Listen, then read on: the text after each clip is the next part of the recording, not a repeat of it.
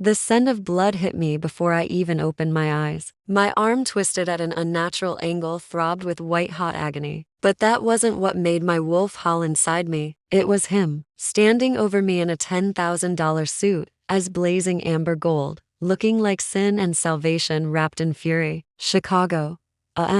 The city that never truly sleeps was a blur of flashing lights and screeching tires. My old sedan, a trusty companion through my years at Northwestern, was now a mangled wreck. I'd just finished a grueling shift at the hospital, dreaming of my warm bed, when a dark SUV slammed into my driver's side. It wasn't an accident. The impact felt deliberate, targeted. I remember the crunch of metal, the shattering glass, and then darkness. When I came to, I was crawling from the wreckage, my left arm a symphony of pain. Every instinct screamed at me to get up, to run, to shift if I had to. But I was disoriented, weak. And then he appeared, emerging from the shadows like a phantom born of the city's underbelly. Damon Castellan. Even in my dazed state, I recognized him. His face was plastered on every business magazine, his name whispered in boardrooms and back alleys. He was Chicago's most feared millionaire, a predator in a bespoke suit. He towered over me, his presence a suffocating wave of power and authority. His gaze wasn't one of pity or concern. It was something else entirely. It was possessive. His eyes, a startling shade of amber gold, zeroed in on my shattered arm. A low growl rumbled in his chest, a sound so primal it bypassed my human ears and spoke directly to the wolf within me. "Who the hell broke your arm?" he demanded, his voice a gravelly command that left no room for argument. And in that moment, his eyes flashed just for a second, with the unmistakable glow of a wolf. An alpha. He knew what I was. My heart hammered against my ribs. How could he possibly know? I'd spent my entire life hiding, blending in, suppressing the wild part of myself. Before I could even form a word, before I could process the sheer impossibility of it all, his head snapped up. His nostrils flared as he caught a scent on the wind. His entire body went rigid, his knuckles white as he clenched his fists. The air crackled with a sudden, palpable tension. He whispered, his voice dangerously low. "That's my father's scent. On the vehicle that hit you." The world tilted on its axis. His father? The hit and run, the smell of another wolf. None of it made sense. My mind was a whirlwind of questions, but Damon gave me no time to ask them. His protective alpha instincts that should have been dormant for a stranger, roared to life. He moved with a speed that was not entirely human, scooping me into his arms as if I weighed nothing. The hospital was right there, its lights, a beacon of safety, just a few hundred feet away. But he turned his back on it. "You're not going there," he stated, his tone final. "You're coming with me." He carried me towards a sleek, black car that seemed to materialize from the darkness, his long strides eating up the pavement. I should have been terrified. A strange alpha, a powerful one at that, was taking me to his territory. Every survival instinct I had was screaming at me to fight, to run. But when his fingers brushed against the bare skin of my shoulder to steady me, a jolt of pure electricity sparked between us. It wasn't painful. It was intoxicating. My wolf, the part of me I always fought to control, didn't snarl or fight. It purred, a deep, contented sound I hadn't heard in years. And that's when I knew. This man, Damon Castellan, would either be my salvation, or the destroyer of everything I'd worked so hard to hide. Before we go any further, if you are already hooked and you want to see where this dangerous attraction leads, subscribe now. The city lights of Chicago painted a glittering, indifferent backdrop through the floor-to-ceiling windows of Damon's penthouse. The space was a paradox of modern luxury and raw, untamed energy. Polished concrete floors, minimalist furniture, and yet, a scent hung in the air. Something wild, like damp earth and pine after a storm. It was the scent of a pack, a territory. My territory now apparently. "Hold still." Damon's voice was a low growl, pulling my attention back to the searing pain in my arm. He was kneeling before me, his focus absolute as he worked on the brake. His movements were too precise, too economical for a man who supposedly just ran a business empire. He wasn't just a businessman. He was a predator.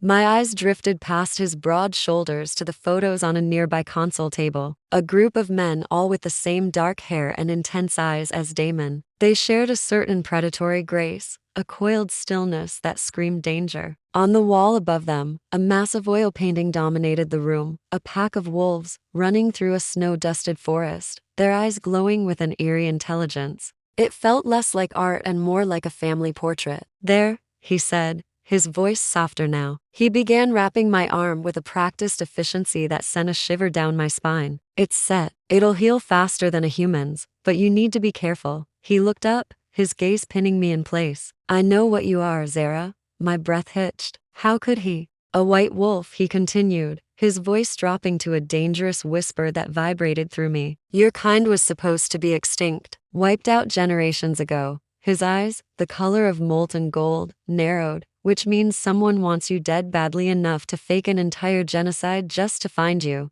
He moved to my torso, his fingers gently probing my ribs. Every brush of his skin sent a jolt of heat racing through my body, a traitorous current that had nothing to do with my injuries and everything to do with the man tending to them. He was my captor, a mystery wrapped in power and danger, and I should hate him for it. I should be fighting, planning my escape. Instead, as he leaned in to wrap a bandage around my chest, his breath ghosted against my neck, and a single, insane thought flashed through my mind. I wonder what those lips would taste like. I squeezed my eyes shut, trying to banish the thought. This was Stockholm Syndrome, surely. The proximity, the shock, it had to be. But the raw, magnetic pull between us felt far more ancient, far more primal than that. "Why are you telling me this?" I finally managed to ask, my voice hoarse. "Why am I here?" Damon finished securing the bandage and sat back on his heels, his expression turning grim. The air crackled with a new tension. "Because my father, Victor Castellan, vanished 6 hours ago." The name hit me like a physical blow. Castellan. "He disappeared right before your accident," Damon continued, his eyes flashing with something dark and unsettling. His phone's last signal pinged less than a mile from the crash site. He stood up, towering over me, a silhouette against the sprawling city. "My father is the alpha of our pack. He wouldn't run a stranger off the road without a very good reason." Which leaves to possibilities. He paused,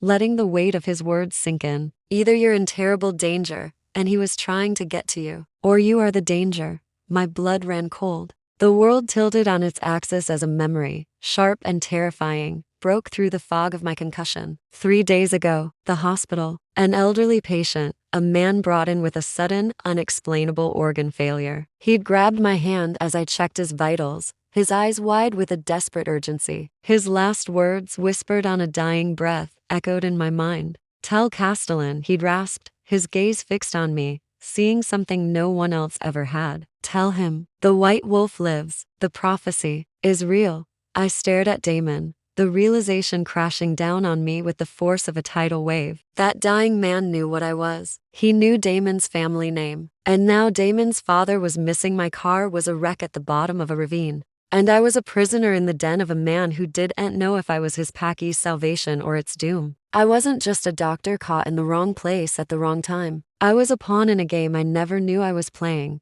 caught in the crossfire of something ancient, deadly, and inescapable. And I had a feeling the game was just beginning.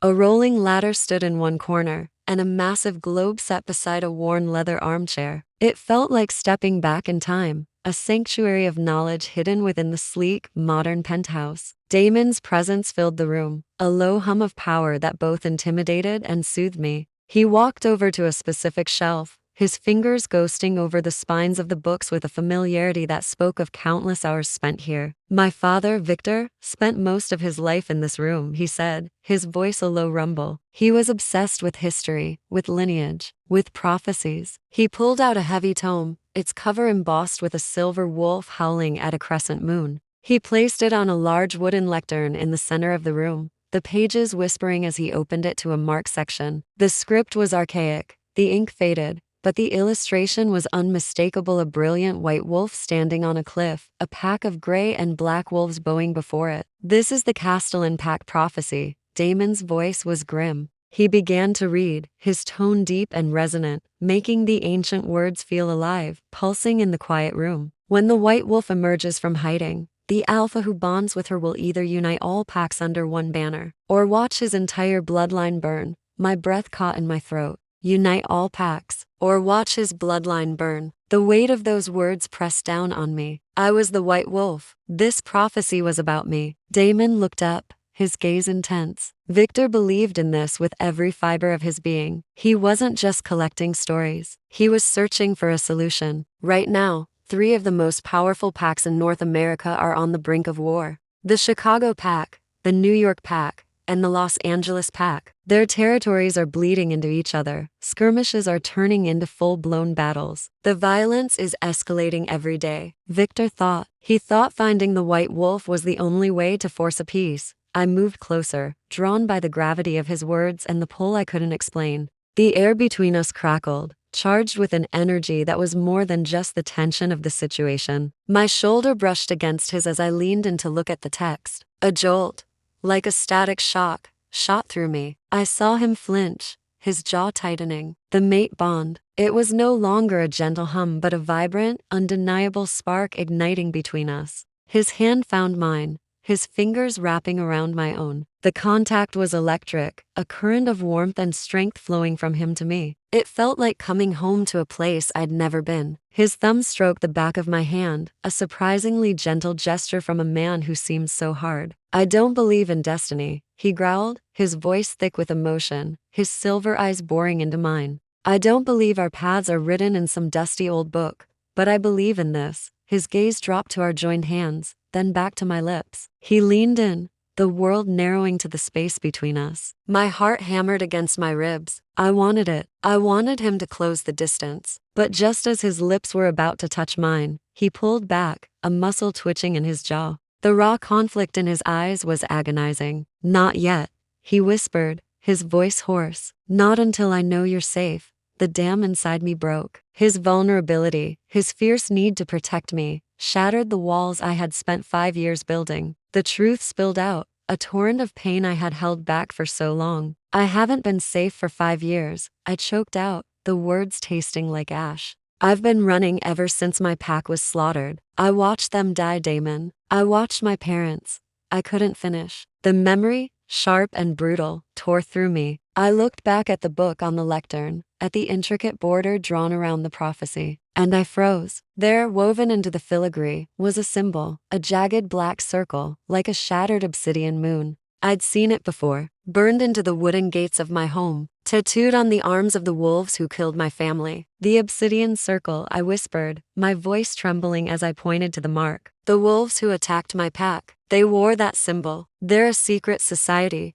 aren't they? They hunt white wolves to stop the prophecy from ever happening. Realization dawned in Damon's eyes, a horrifying understanding that connected all the pieces. Before he could speak, his phone buzzed violently on the lectern. A notification lit up the screen. Video message. With a sense of dread, he tapped it open. The image that appeared made my blood run cold. It was Victor, his father. He was bound to a chair in what looked like an abandoned warehouse, his face bloodied and bruised, but his eyes defiant. Then, a voice, digitally distorted and chilling, filled the library. Bring us the white wolf by dawn, or we send you your father's head. One piece at a time. The video ended. The silence that followed was deafening. Damon's eyes, shattered and desperate, met mine, and I saw it, the impossible choice laid bare before him. His father's life, or mine. And in that gut-wrenching moment, I knew I'd do anything to save them both, even if it meant walking straight into a trap.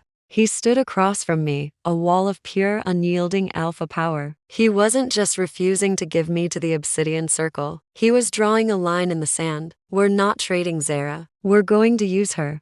My heart hammered against my ribs. Use me, like bait. They want you, he continued, his gaze locked on mine. So we'll give them a target. We draw them out, we rescue Victor, and we end this war, right now. The plan was insane, reckless, and my only option. I'll do it, I said, my voice steadier than I felt. But on one condition. I took a step closer, forcing him to look at me, truly see me. We do this as equals, not as alpha and whatever I am to you. Damon's jaw clenched, a muscle twitching in his cheek. The air between us grew thick, charged with something I couldn't name. You're my mate, he bit out, the words raw, forced. Even if neither of us wants to admit it yet. The confession hung there, a fragile, dangerous thing. Mate. The word was both a promise and a threat, but there was no time to unpack it. If I was going to be bait, I needed to be able to fight. Damon led me to his private gym, a sleek, modern space filled with the scent of leather and steel. You need to be ready for anything, he said, his voice all business now. The training began. He showed me how to block, how to strike, how to use an attacker's weight against them.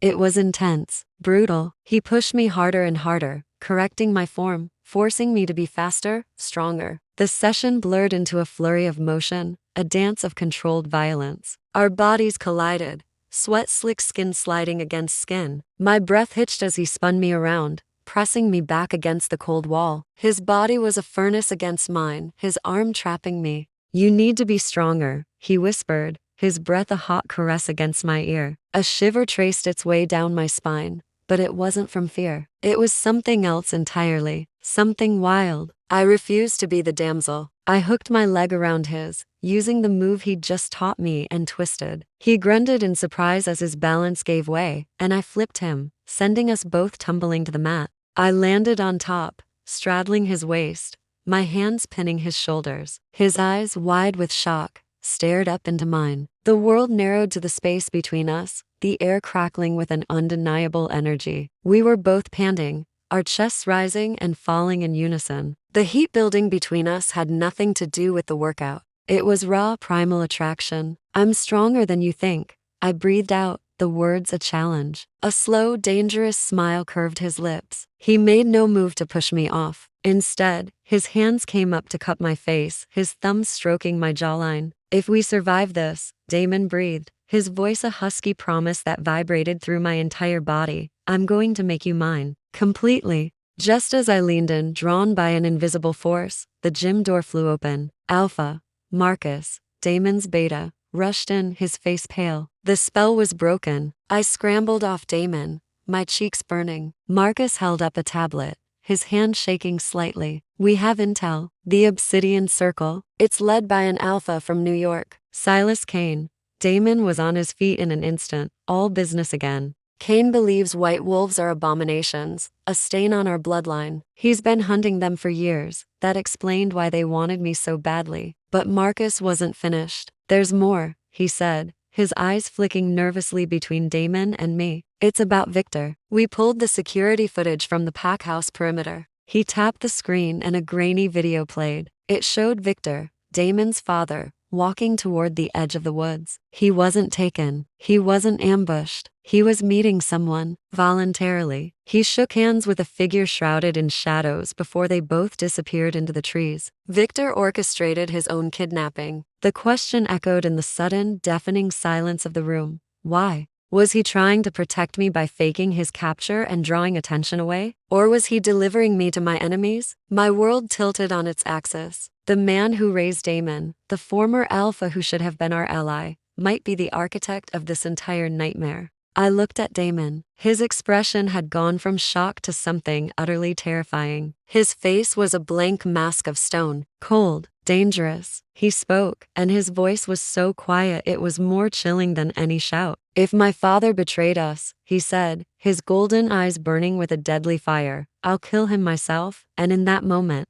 I knew this wasn't just about a war between packs anymore. This was personal, and it was about to get a whole lot bloodier. The roar of the jet engines was a constant hum, a stark contrast to the thundering of my heart. We were 30,000 feet in the air, slicing through the night sky on our way to New York City. Damon sat across from me, his jaw set, his gaze fixed on the tablet in his hands, displaying a blueprint of an underground club in Manhattan. The Obsidian Circle's new favorite haunt, a place where shifters, vampires, and other beings of the night gathered, hidden from human eyes. The intel is solid, Damon said, his voice a low rumble that vibrated through the plush leather seat. The club is called the Underworld. Fitting. Entry is restricted. Only known members and their companions. He looked up, his silver eyes pinning me in place. We go in as a mated pair. It's the only way. My breath hitched. A mated pair. The words hung in the air, charged with unspoken electricity. It was just a cover, a means to an end. But the mate bond, the real undeniable connection thrumming between us, didn't know how to pretend. An hour later, standing in the lavish hotel suite, I looked at my reflection. The dress was a weapon, deep crimson silk that clung to every curve, with a slit that climbed daringly high up my thigh. It was a statement, a costume for the role I was about to play. When I walked into the main room, Damon, who was adjusting his cufflinks, went completely still. His eyes, usually a calm, cool silver, darkened to a stormy charcoal. He crossed the room in 3 long strides, his presence engulfing me. His hand landed on the bare skin of my lower back, his touch both a brand and a warning. "You're trying to kill me, Zara," he murmured, his voice thick and raw. A shiver traced its way down my spine. This was going to be a very, very long night. The underworld was a sensory overload. The music was a heavy, hypnotic beat that pulls through the floor, vibrating up through the soles of my shoes and into my bones. Dim, colored lights cast long shadows, painting the faces of the supernatural creatures around us in shades of sapphire and ruby. Damon's hand never left my back as he guided me through the throng. His touch was a possessive anchor in the swirling chaos. To maintain our cover,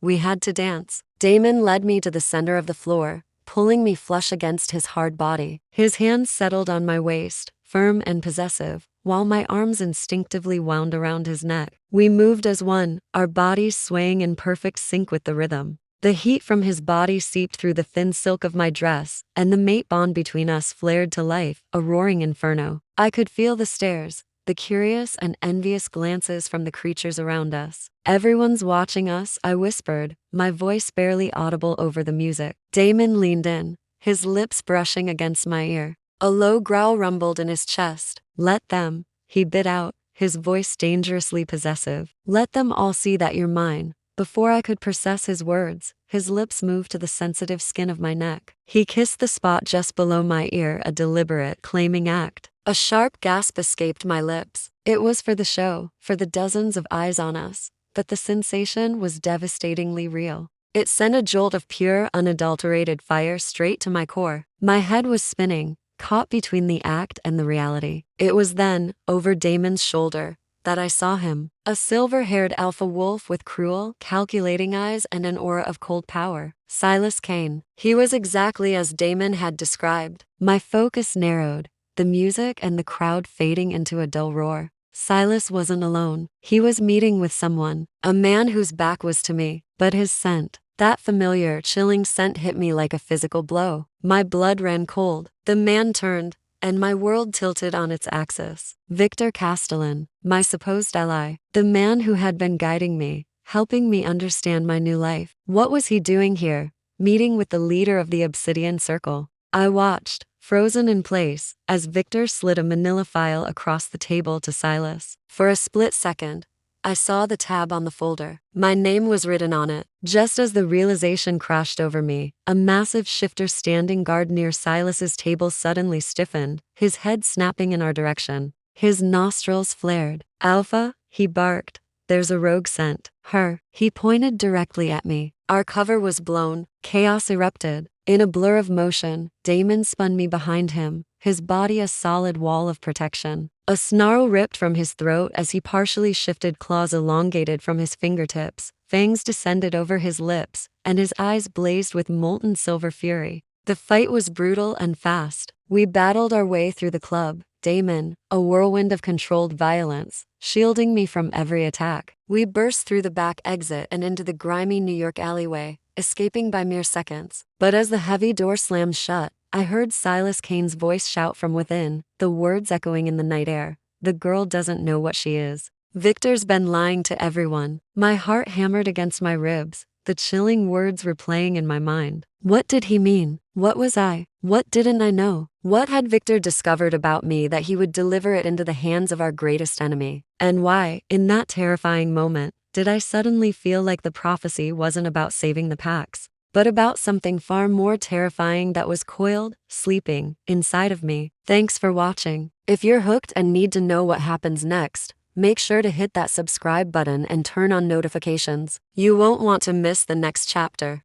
The city lights of Chicago blurred outside the window, but in here, in this quiet, safe house, the world had shrunk to just the two of us. The chaos of the night still buzzed under my skin, a frantic hum of adrenaline that hadn't quite faded. Damon moved with a careful gentleness that seemed so at odds with the fierce warrior I'd seen just hours before. He dabbed a cloth at the small cut on my shoulder, his touch sending a shiver through me that had nothing to do with the cold. "You were incredible tonight," he said, his voice a low murmur that wrapped around me like a warm blanket. "You fought like an alpha." I lifted my head, meeting his intense gaze. The air thickened, charged with everything we'd survived, everything we felt but hadn't dared to speak. "Maybe because I'm finally fighting for someone worth protecting." The words hung between us, a confession and a promise all in one. The tension that had been a tight wire in my chest finally snapped, replaced by something softer, warmer. Damon's hand came up to my face, his thumb brushing a slow, deliberate path along my cheek. My breath hitched. In his eyes, I saw a reflection of my own longing,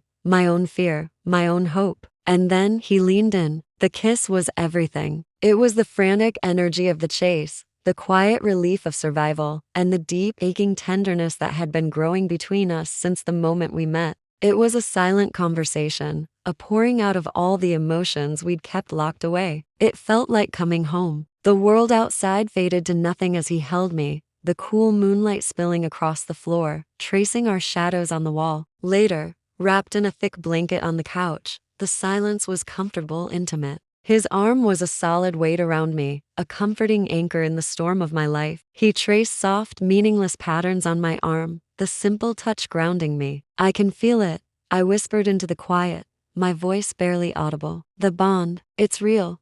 It wasn't just a legend or a prophecy anymore. It was a tangible thing, a current flowing between us, solid and undeniable. His reply was rough with an emotion he couldn't hide. "I'd face the world for you, Zara." The raw honesty in his voice made my heart ache. But then, his tone shifted, a shadow falling over the moment. "We can't finish this bond yet, not until it's over. If something happens to me," I pressed my fingers to his lips, silencing him. I couldn't bear to hear it, couldn't let that possibility take root. "Nothing will happen," I said, my voice firm with a conviction I desperately needed to believe. "We end this together." As if on cue, the jarring ring of a phone shattered the peace. Damon's phone. He glanced at the caller ID, his expression hardening. It was Victor. He answered, his voice tense. "Son, I'm sorry." Victor's voice came through the speaker, trembling and strained. "For everything. The prophecy, it's wrong. Zara isn't just a white wolf. She's..." The line suddenly cut out, replaced by a deafening crash, and then silence. Panic seized us. Damon was already on his laptop, his fingers flying across the keyboard. We traced the call. An abandoned warehouse district on the outskirts of Los Angeles. We had to go. The warehouse was dark and smelled of rust and decay. And in the center of the vast empty space, we found him, Victor. He was slumped against a stack of crates, injured but alive. We rushed to his side. His voice was a weak, ragged whisper as he forced the words out, his eyes locked on me. "Zara, you're not the one who unites the packs." He coughed, a pained, wet sound. "You're the one who ends them. You're the weapon they made." My heart froze. Not savior, not chosen one. Weapon. Created. What did that even mean? My mind was reeling, trying to process the impossible words. And as I looked down at Victor's blood-stained shirt, trying to find the source of his injury, I saw it. A symbol tattooed on his chest, partially visible through the torn fabric. My blood ran cold. It was the same mark, the same insignia the men who destroyed my family, who took my parents, had worn. Victor had been there that night. He wasn't just a part of the story. He started it. The rhythmic beeping of a heart monitor was the first thing that cut through the fog in my mind. My eyes fluttered open, adjusting to the sterile white light of a hospital room. A dull, throbbing pain radiated from my side, a grim souvenir from my encounter with Silas. But the physical ache was nothing compared to the storm brewing in Damon's eyes as he stood beside the bed. His face was a mask of conflict, anger, relief, and a deep, raw heartbreak that mirrored my own. He leaned forward, his voice a low, strained command. "Tell me everything." I shifted, wincing as the movement sent a fresh wave of pain through me. Looking past Damon, I saw Victor lying in the adjacent bed, pale and weak, and 4 lines snaking into his arm. He met my gaze, and the weight of unspoken history hung heavy in the air between us. With a sigh that seemed to carry the burden of decades, Victor began. 20 years ago, the Obsidian Circle started an experiment. They weren't just interested in power. They wanted to perfect it. They began to merge the most ancient, purest white wolf bloodlines with enhancements. They wanted to engineer the perfect alpha, a leader with unparalleled strength and abilities. He paused, his gaze finding me again. Zara, you were the result. The words hit me like a physical blow. I stared at him, my mind refusing to process the information. An experiment? A product? Damon's hand instinctively tightened on mine, his knuckles white. Victor continued, his voice growing weaker. The people who raised you, your parents, they weren't just a random couple. They were scientists who worked for the Circle, but they saw what the Circle was creating, what they intended for you. They couldn't stand by and watch you become a weapon. So, they rescued you. They took you from the lab and ran. My breath hitched. All those years on the run, the constant looking over our shoulders. It all clicked into place with terrifying clarity. But the Circle doesn't tolerate loose ends, Victor whispered. They found them. They destroyed everything and everyone to cover their tracks, to erase any evidence of your existence. My world, once a solid foundation, shattered into a million tiny sharp pieces. Everything I thought I knew, my identity, my heritage, my entire life was a lie. A carefully constructed narrative to hide a horrifying truth. I wasn't a naturally born wolf. I was a creation, built in a lab, designed to either lead or destroy, depending on whose hands I fell into. The signs had always been there, hiding in plain sight. My impossible strength, my unnatural speed, the way my body healed from injuries that should have been fatal. It wasn't a gift. It was a feature. I'm not even real, I whispered, the words tasting like ash in my mouth. I pulled my hand from Damon's grasp and scrambled back on the bed, putting distance between us. My voice trembled as I looked at him, at the mate bond that pulls between us. You bonded with something that isn't supposed to exist. He closed the distance in an instant, his hands finding mine again, his grip firm and grounding. You're real to me, he said, his voice fierce, his eyes locking onto mine. You always have been. I don't care how you came into this world. You're mine. But even as he spoke those possessive, comforting words, I saw it. A flicker of uncertainty deep in his eyes. The fear he tried so hard to conceal. My heart fractured a little more. I turned my attention back to the man in the other bed, my voice hardening. Your son tried to hand me over to Silas. He was going to let him take me because he thought I was too dangerous. Victor shook his head, a gesture that seemed to cost him immense effort. I was wrong, Zara. So wrong. I was blinded by fear. His gaze was pleading. You're not a weapon. You're the answer. He explained that my unique genetic makeup, the very thing Silas wanted to exploit, held the key to healing, not just destruction. My bloodline didn't just contain power. It contained the potential for unity. It could connect packs, bridge ancient divides, and create a lasting peace among the alphas. But Silas saw only the other side of the coin. He wanted to twist that power into a tool for absolute control, for unyielding dominance. The worst part? Silas wasn't just planning. He was acting. Victor confirmed my deepest fear. Silas now had all of his stolen research. He was already capturing wolves from rival packs, preparing to replicate my abilities in them. The first subject was already chosen. The experiment was underway. The first altered wolf, Victor rasped, his voice strained with urgency, is expected to emerge within 48 hours. In Los Angeles, I stood there, trapped in the silence of that hospital room, torn between the choices. I could run and hide, just like my parents did, just like I had my whole life, or I could finally stop running. I could accept what I was and fight back. But if I used this power to unite others, would it truly bring peace? Or would I just be stripping away their freedom, becoming the very thing they all feared? And when I looked at Damon, at the man my soul was tied to, one question burned through me. If I became what they made me to be, if I embraced this monstrous power, would he still choose me? Or would he only stay because the bond gave him no other choice? The weight of what we had to do settled on me like a physical thing. Silas wasn't just a threat to our pack. He was a threat to every wolf in the country. Standing beside Damon, I watched as his face flickered on the large monitor in his office, the video call connecting. One by one, other faces popped up in separate windows. These were the alphas, the real power players from Chicago, New York, and Los Angeles. Thank you for joining me, Damon began, his voice calm and measured, but with an undercurrent of steel I was coming to know so well. We have a mutual problem. His name is Silas, a woman with silver-streaked hair and eyes that missed nothing. Alpha Celine from Los Angeles spoke first. Silas has been a thorn in my side for months. His recruitment tactics are aggressive, and my people are on edge. Then, a man with a rugged, scarred face and a permanent scowl chimed in. This was Alpha Rage from New York. Silas is a fanatic, he growled. I was his second. I saw what he was becoming. That's why I left. He believes he's a prophet,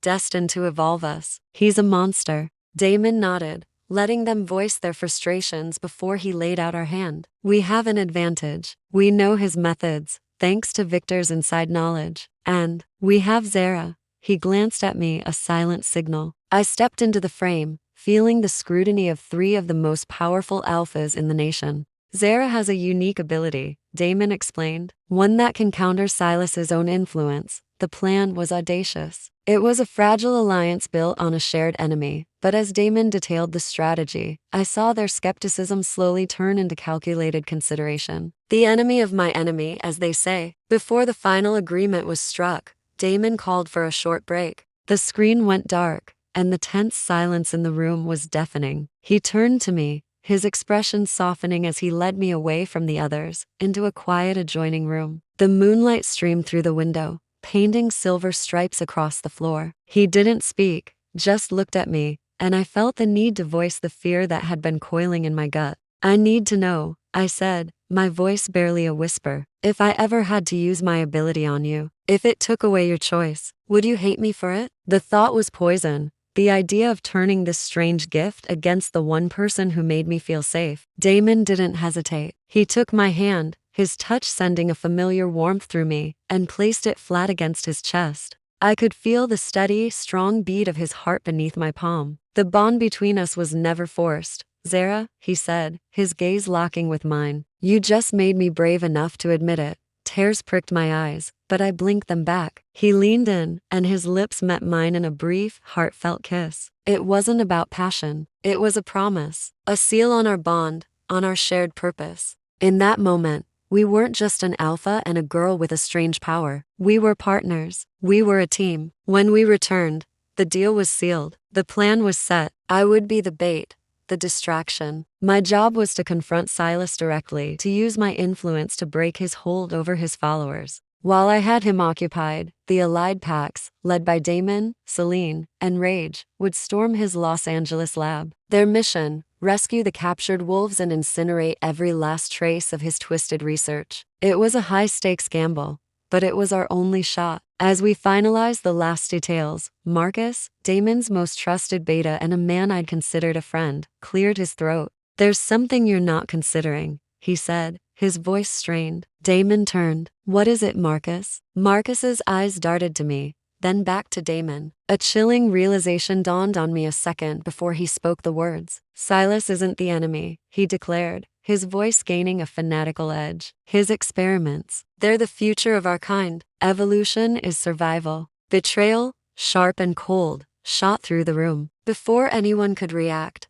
Marcus lunged for me. She's the key. Silas needs her, but he never reached me. Instinct, pure and primal, took over. It wasn't a choice. It was a reaction. My eyes flashed a brilliant, blinding white. The very air in the room seemed to crackle and shift, bending to an unseen force. Marcus froze mid-step, his arm outstretched, his face a mask of confusion and shock. He was completely subdued, a puppet whose strings I now held. He couldn't move, couldn't speak, couldn't even think a thought that I didn't allow. Power rushed through me like electricity, raw and unstoppable. I could feel his will bending beneath mine one word, and he'd obey. The feeling was intoxicating and utterly terrifying. Awe and fear were reflected on every face in the room. They weren't looking at Zara anymore. They were looking at a weapon. Then I saw Damon's face. Amidst the shock, his expression was calm, steady, grounding. He took a slow step towards me, his eyes never leaving mine.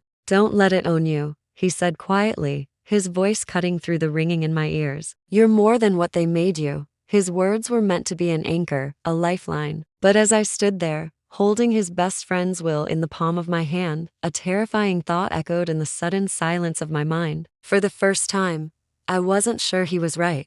Los Angeles at dusk. The skeletal remains of an abandoned pharmaceutical facility loom against the bruised purple and orange sky, a concrete tomb on the city's fringe. The air crackles with anticipation, heavy with the scent of ozone and something more primal. From the east, west, and south, 3 distinct alpha packs converge, their movements a synchronized, deadly ballet. Each pack moves with a purpose that thrums through the very ground, a low-frequency hum of impending conflict. They are here for Silas, the rogue alpha who has broken every sacred law of their kind. Inside the decaying complex, under the flickering emergency lights of a sterile, white-tiled laboratory, Silas is playing God. Cages line the walls, and within them, captive wolves pace and snarl, their eyes glowing with an unnatural, feverish light. Hypodermic needles litter the stainless steel countertops, filled with glowing serums of iridescent green and blue. Silas, a man whose ambition burns brighter than any moral compass, moves with the chilling precision of a scientist, injecting a writhing wolf with a new compound. The creature's muscles bulge and contort, its howl turning into an agonized, metallic shriek. He is trying to rewrite their very DNA, chasing a perversion of strength he believes will be his salvation. But salvation is not on the agenda tonight. At the perimeter, 4 figures emerge from the shadows. Damon, his face a mask of grim determination. Zara, her gaze fixed on the facility, a storm gathering in her eyes. Celine, the wise elder, her presence a calming anchor in the rising tide of chaos.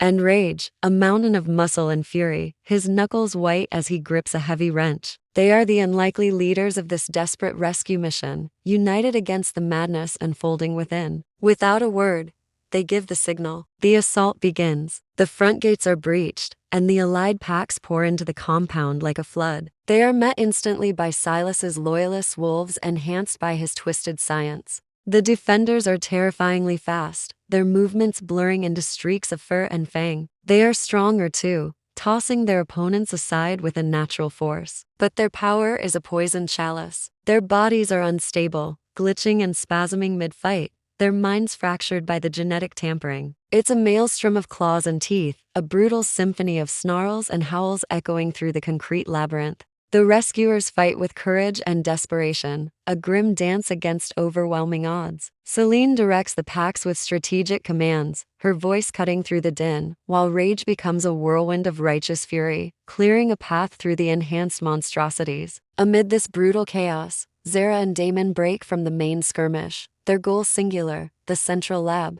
They move as one, a seamless unit, Damon creating openings that Zara exploits with blinding speed. They navigate the maze-like corridors, the sounds of the battle fading slightly behind them as they draw closer to the heart of the darkness. They burst into the lab, the sterile air thick with the scent of chemicals and fear. There, standing beside a large reinforced restraint chair, is Silas. He doesn't seem surprised to see them. A cold, knowing smile plays on his lips. Strapped to the chair is a teenage girl, her eyes wide with terror, a fresh 4-line already taped to her arm. She is to be his next subject. Silas turns his gaze to Zara, his eyes holding a chilling calmness that is more unnerving than any show of aggression. The prodigal weapon returns, he says, his voice smooth as polished stone. A shame, really. Your creators at the facility wanted to erase your potential, to file down the very edges that made you magnificent. I want to elevate it. He gestures to a holographic display shimmering in the air. Complex genetic sequences spiral across it, one strand glowing with a distinct golden light. They never told you, did they? About what's sleeping in your blood. He lets the words hang in the air, a deliberate, cruel pause. Your DNA. It carries traces of an ancient, impossibly powerful lineage. A myth made flesh. The first wolf. Damon's breath hitches, but Zara remains perfectly still. Imagine, Silas continues, his voice dropping to a conspiratorial whisper, his eyes gleaming with fanaticism. If I can isolate and duplicate that power, every pack on Earth, every alpha, every lone wolf, they will all bend the knee, not to me, but to the one who holds the key to their origin. Silas takes a step forward, his own powerful alpha aura washing over the room, a crushing wave of dominance meant to bring any lesser wolf to their knees. He directs its full force at Zara, expecting her to collapse, to submit. But she doesn't even flinch. She stands her ground, meeting his oppressive energy as if it were a gentle breeze. His smile falters, replaced by a flash of disbelief, then rage. His control snaps. Insolent cur, he snarls. Furious at her effortless resistance, he partially transforms, his features elongating, claws bursting from his fingertips. He lunges not at Zara, but at Damon. The fight is brutally one-sided. Silas, fueled by his own enhancements, is a blur of motion. He slams Damon into a steel countertop, the metal groaning under the impact. Damon fights back valiantly, but Silas's unnatural strength is too much. He pins Damon to the floor, his claws poised over his throat, ready to deliver the final killing blow. No. The cry is torn from Zara. In that moment, something within her shatters a dam holding back an ocean of power. Her eyes, once a familiar hazel, ignite with a radiant white gold light. The energy doesn't just blow. It pours out of her, flooding the lab, washing over every surface, every living being. Throughout the entire facility, the chaotic battle screeches to a halt. Every wolf, allied and enemy alike, freezes mid-lunge, mid-snap, mid-howl. The world falls utterly silent, suspended in time. Then, Zara's voice echoes, not just in the lab, but in the mind of every single wolf in the compound. It is not a shout, but a command that resonates on a primal, cellular level. Enough. The fighting stops. Instantly. Completely. Silas, poised over Damon, strains against the invisible force holding him, his muscles trembling with the effort, but he cannot move an inch. He is a statue of fury, trapped by a power he coveted but never understood. Zara walks toward him, her steps silent, the golden light swirling around her like a living cloak. "You wanted a weapon," she says, her voice soft, yet carrying the weight of an ancient authority. "But I choose what I become." She reaches him and gently places her hand on his head. The moment she makes contact, she isn't just touching him, she's connecting to him, seeing into his very soul. She sees the flood of his memories, his ambition, born from a deep-seated fear of being weak, his desperate, twisted belief that absolute control was the only path to survival. She sees the man beneath the monster, and in that moment, she makes a choice. Not vengeance, not destruction. 2 weeks have passed since the confrontation. The air in Chicago feels different, charged with anticipation. The Council of Alphas has convened for the first time in a century, a gathering of the most powerful werewolves in the nation. The Grand Chamber, usually reserved for human politics, is now filled with the low growl of debate and the scent of ozone. All eyes are on Zara as she stands before them. She doesn't flinch. Her voice, clear and steady, cuts through the tension. She recounts the horrors of the lab, the cold precision of the experiments, and the chilling ambition behind them. She details Victor's twisted vision and his role in every agonizing step. She speaks of the prophecy not as a curse, but as a warning. When she finishes, a heavy silence falls. Then, she makes an offer that stuns the council. "I will offer myself for study," she declares, her gaze sweeping across the powerful alphas. "My genetics are a roadmap to what Victor created. Use me, understand me, so you can create safeguards to ensure this never, ever happens again." A murmur ripples through the room. Damon watches from the side, his expression a mixture of pride and fear. He stands with her, a silent pillar of support. The council deliberates. The arguments are fierce, the stakes higher than they've been in generations. Finally, the votes are cast. The head alpha, a grizzled wolf with ancient eyes, strikes a gavel. The decision is final. "All genetic experimentation is hereby banned," he proclaims, his voice echoing with authority. "Zara, for your bravery and your sacrifice, you are granted full amnesty and the protection of this council." A collective sigh of relief washes over the room. But there's more. Marcus, the alpha continues, his gaze landing on the disgraced warrior. "You are stripped of your rank and command. You will serve under probation until you have proven your loyalty once more." Marcus bows his head in shame. "Silas, for your treason, you will be imprisoned, and then the most difficult verdict. As for Victor, Damon has requested mercy on your behalf. You will be exiled, forbidden from ever setting foot on Pac lands again. Live with what you have done." Damon's face is a mask of stone. He won the war, but the cost was a part of his soul, a fracture in his family that may never heal. Later that night, back at Damon's penthouse, the city of Chicago glitters below them like a sea of scattered diamonds. The chaos of the council feels a world away. Damon leads Zara out onto the balcony, the cool night air a welcome balm. He turns to her, his eyes filled with a love so profound it takes her breath away. He takes her hands in his. Then, to her utter shock, he drops to one knee. The powerful alpha, the businessman who commands empires, is kneeling before her. "Zara," he begins, his voice thick with emotion, I don't have a ring yet, and I know this isn't the grand, perfect proposal you deserve, but I can't wait another second. Zara doesn't let him finish. A joyful, tearful laugh escapes her lips as she throws herself at him, tackling him in a hug and silencing his words with a kiss. It's messy and passionate and absolutely perfect. Yes,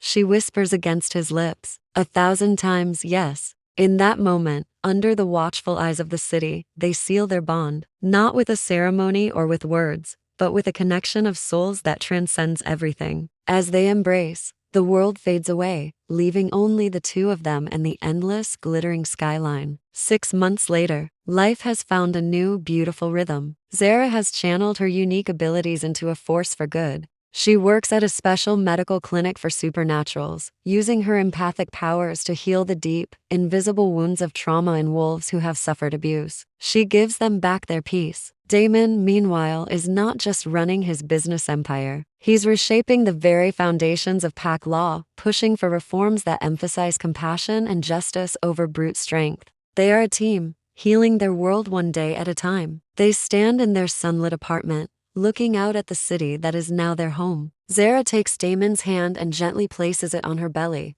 where a gentle curve has begun to show. He looks at her, his eyes wide with wonder. What if she has my abilities? Zara whispers, a hint of worry in her voice. Damon pulls her close, his smile warm and reassuring. He kisses her forehead. Then we'll teach her, he says softly, his hand resting protectively over hers. We'll teach her to be the hero we both know you are. But across the street, hidden in the deepening shadows of an alleyway, a figure watches them. A woman with hair as starkly white as Zara's. A small, knowing smile plays on her lips before she turns and melts back into the darkness. Just as she disappears, a familiar voice echoes, a chilling whisper on the wind. The experiment didn't begin with Zara, and it won't end with her. The first wolf had 3 daughters. Thank you so much for watching. If you're hooked on this story like I am, make sure to hit that subscribe button and turn on notifications so you don't miss the next chapter. See you soon.